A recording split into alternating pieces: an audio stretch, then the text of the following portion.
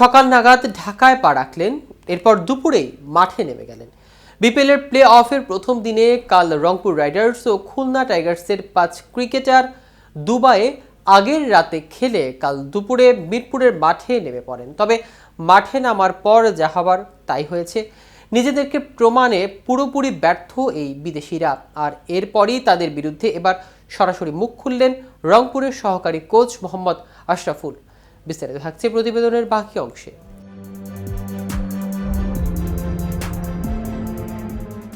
2 ফেব্রুয়ারি রাতে international league টি-20 দুবাই ক্যাপিটালসের বিপক্ষে খেলেছেন আবুধাবি নাইট রাইডার্সের আন্দ্রে রাসেল। দুষ্মন্ত চামিনার বলে গোল্ডেন ডাক মেরে ফেরা ওয়েস্ট ইন্ডিজের অলরাউন্ডারকে বোলিং করতে দেখা যায়নি। সবশেষে কয়েকদিন ধরে গুঞ্জন ছিল বিপিএলের রংপুর রাইডার্সের হয়ে খেলতে আসবেন রাসেল। শেষ ম্যাচে আবুধাবি হেরে যাওয়ায় বাংলাদেশে আসতে বাধা ছিল না তার। রাতে ম্যাচ শেষ করে রাসেল তাই সকালের ফ্লাইটে চড়ে গেছেন বাংলাদেশে বিপিএল খেলতে। আইএল টি-20তে পুরো টুর্নামেন্টে ব্যাটে জ্বলে উঠতে না পারা রাসেল সকাল 10টায় ঢাকায় পা রেখে রংপুরের টিম হোটেলে যোগ দেন। খুলনা টাইগার্সের বিপক্ষে ওয়েস্ট ইন্ডিজ তারকা খেলবেন সেটা এক প্রকার নিশ্চিত ছিল। মিরপুরে চলমান বিপিএলের প্রথম ম্যাচ খেলতে নেমে অবশ্য 4 রানের বেশি করতে পারেননি। ব্যাটিং ব্যর্থতা হওয়ায় রাসেলকে বল হাতেও নিতে দেখা যায়নি। রাসেলের মতো একই ফ্লাইটে চড়ে দুবাই থেকে বাংলাদেশে এসেছে অস্ট্রেলিয়ার টিম ডেভিড এবং ইংল্যান্ডের জেমস ভিন্স। রংপুরের হয়ে ভিন্স 7 বলে 1 এবং ডেভিড 9 বলে 7 রান করেছেন, অর্থাৎ তারা 3 জন মিলে মাত্র 12 রান করতে পেরেছেন। ব্যাটারদের ব্যর্থতা 9 উইকেটে হেরে বিপিএল থেকে বিদায় নিয়েছেন রংপুর। আশরাফুল মনে করেন এভাবে সকালে এনে দুপুরে ক্রিকেটারদের খেলিয়ে দেওয়া আদর্শ নয়। আশরাফুল বলেন, দেখুন, ইংল্যান্ড যেমন হয় লিগের 3 ম্যাচ খেলে তারপর নকআউটের ম্যাচ খেলার অনুমতি দেয় বিদেশি ক্রিকেটারদের ক্ষেত্রে। আমাদের বিপিএলে কিন্তু এমন কোনো নিয়ম নেই।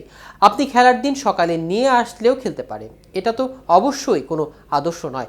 পুরো টুর্নামেন্টে পাওয়ার আশায় ড্রাফটের আগেই বিদেশি ক্রিকেটাররা হিসেবে আফিফ জাভেদ, খুশদিল শাহ, ইফতেখার আহমেদ এবং স্টিভেন টেলরকে দলে নেয় রংপুর। তবে পাকিস্তানের চ্যাম্পিয়ন্স ট্রফির দলে ডাক পাওয়ায় দেশে ফিরতে হয় রংপুরের অন্যতম পারফর্মার খুশদিলকে। যুক্তরাষ্ট্রের ওপেনার টেরল ব্যর্থ হওয়ায় এলিমিনেটরের জন্য রাসেল, ভিন্স, ডেভিডদের আনতে বাধ্য হয় তারা। যদিও আশরাফুল মনে করেন কোনো ক্রিকেটার এসে দলের সঙ্গে 2-3 দিন অনুসরণ করলে ভালো হয়।